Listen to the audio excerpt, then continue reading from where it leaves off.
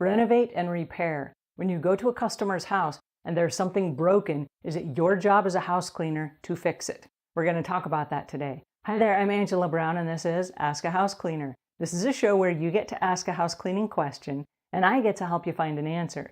Now today's show is brought to us by housecleaning360.com. And if you find yourself with a broken house or something is broken, you can go to housecleaning360.com and you can find a handyman who's trained, and usually they're general contractors and they have a whole array of skills. And so if something needs to be drywalled, oftentimes they can do that. And then they can paint over the top of it because they know how to paint as well. And so instead of counting on your house cleaner, you can count on a handyman who has insurance and the training to do the little small projects that you need around your house. So housecleaning360.com. All right, on to today's show, which is about renovations and repairs. Okay, so the other day I got a question from a house cleaner who was at a customer's house, and the customer asked her if she could remove dried fingernail polish from a wood tabletop.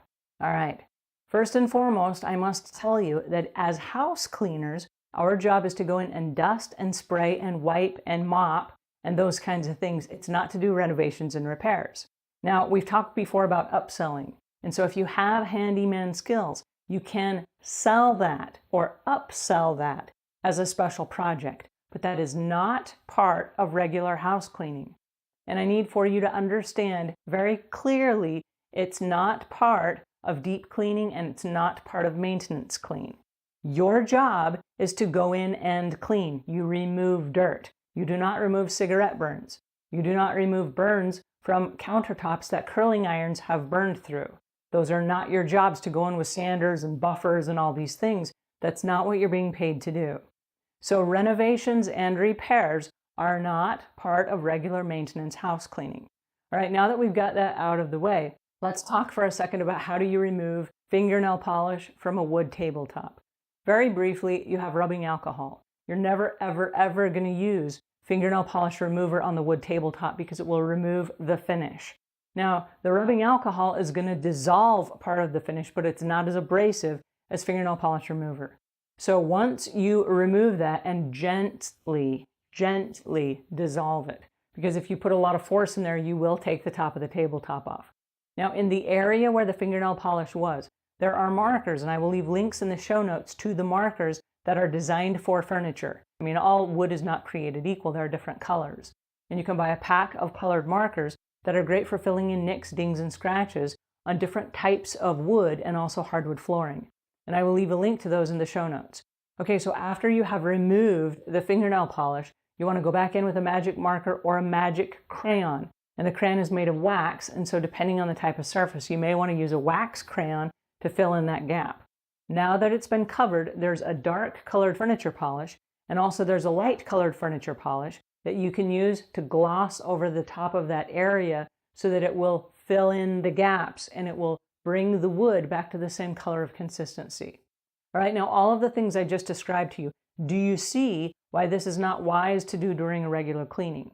If you're in a hurry and you're moving from house to house, and let's say you have 3 houses in the course of a day, for you to stop and do the whole thing with the fingernail polish to get a couple little drops off a table is going to take you 20 or 30 minutes and multiple tools. You got to bring the rubbing alcohol with you.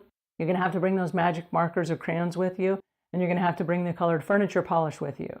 And so this is not standard stuff that we do every day, but fingernail polish on stuff is standard. It happens to people all the time. And the answer is please don't use fingernail polish unless you have like a notepad or some paper underneath you. So if it dribbles on the paper and then you can throw it away. Okay, that's a wise decision, and not to do it on top of a fancy wood tabletop. Okay, that is not smart.